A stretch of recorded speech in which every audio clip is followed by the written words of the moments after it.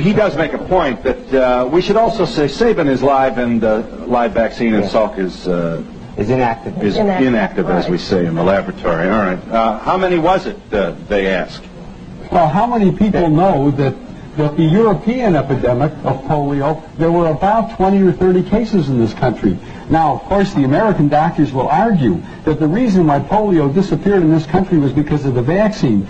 But then why did it disappear in Europe in the 1940s and the 1950s without mass vaccination? Why doesn't it occur in the third world where only 10% of the people have ever been immunized against polio or anything else? So, in other words, we may be fighting a tiger that died. That's quite correct. Ask the people in Great Britain. Ask the people in Japan who... Back here. Gentlemen, if you please. I've got probably the smartest audience we've ever had. I have a question. How long a delayed action, if any, would you connect this with, like MS?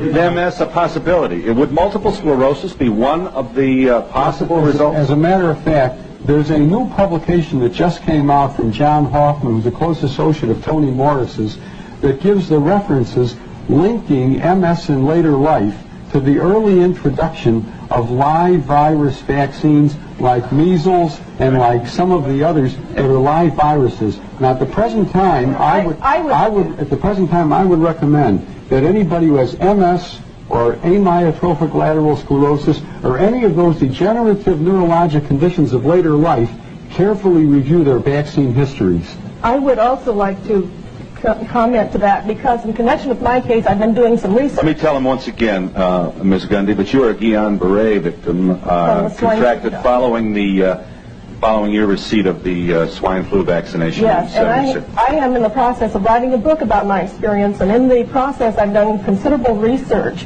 And from what I have learned, it looks as if immunizations frequently cause autoimmune